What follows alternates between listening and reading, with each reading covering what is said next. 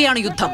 പശ്ചിമേഷ്യ നീറിപ്പുകയുമ്പോൾ ഇവിടെ ഇന്ത്യക്കാർ അടുപ്പ് പുകയാൻ വഴി തേടുന്നതിലേക്ക് വരെ എത്തിയിരിക്കുന്നു കാര്യങ്ങൾ.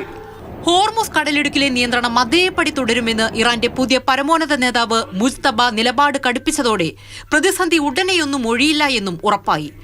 ലോകമാകമാനം പടരുന്ന പ്രതിസന്ധി അമേരിക്കയ്ക്ക് മേൽ യുദ്ധം അവസാനിപ്പിക്കാനുള്ള സമ്മർദ്ദമായി മാറിയേക്കുമെന്നാണ് ഇറാൻ കണക്കുകൂട്ടുന്നത്. എന്നാൽ US ചിന്തിക്കുന്നതാകട്ടെ മറിച്ചു.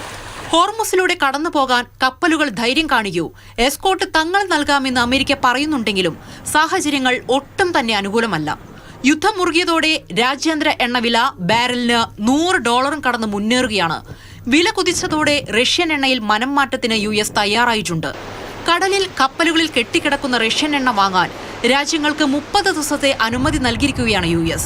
റഷ്യൻ എണ്ണയില്ലാതെ ആഗോള ഊർജ്ജ വിപണിക്ക് സ്ഥിരത കൈവരിക്കാനാകില്ലെന്ന വസ്തുത അമേരിക്ക അംഗീകരിച്ചെന്നായിരുന്നു ഇതിന് പിന്നാലെ വന്ന റഷ്യയുടെ പ്രതികരണം. ഇന്ധനക്ഷാമം കടുത്തതോടെ സെമി ലോക്ക്ഡൌണിലേക്ക് നീങ്ങിയിരിക്കുകയാണ് പാകിസ്ഥാൻ.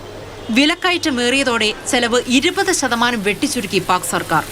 എണ്ണ നീക്കം നിലച്ചതോടെ ഇന്ധനവിലയിൽ 40% വർധനവാണ് യൂറോപ്പിലുണ്ടായത്. റഷ്യയ്ക്ക് ഗുണം ചെയ്ത യുദ്ധമെന്നാണ് യൂറോപ്പ് ഇക്കാര്യത്തോട് പ്രതികരിച്ചത്. ഹോർമുസിലൂടെയുള്ള ചരക്ക് നീക്കം സുഗമമാക്കണമെന്ന് ഇതിനോടകം ഇന്ത്യ ആവശ്യപ്പെടുകയും ഇന്ത്യൻ പതാകയേന്തിയ കപ്പലുകൾക്ക് സുരക്ഷിതമായി കടന്നുപോകാൻ അനുമതി നൽകാമെന്ന് ഇറാൻ പറയുകയും ചെയ്തിട്ടുണ്ട്. പക്ഷേ യുദ്ധം മാറി പശ്ചിമേഷ്യ ശാന്തമാകും വരെ ഇന്ത്യക്ക് ആശ്വസിക്കാൻ കഴിയില്ല. അതേസമയം 2 ആഴ്ചയോടടുക്കുമ്പോഴും ആക്രമണം അയവില്ലാതെ തുടരുകയാണ്. ഇതിനിടെ ഇന്ധനം നിറച്ച US വിമാനം ഇറാഖിൽ തകർന്നു വീണു. വെടിവെച്ച് വീഴ്ത്തിയതല്ല എന്ന് US പറയുമ്പോഴും വിമാനം തകർത്തതിന്റെ ഉത്തരവാദിത്തം ഏറ്റെടുത്തിരിക്കുകയാണ് ഇറാൻ പിന്തുണയുള്ള സായുധ group. International desk, Mathrubhumi news.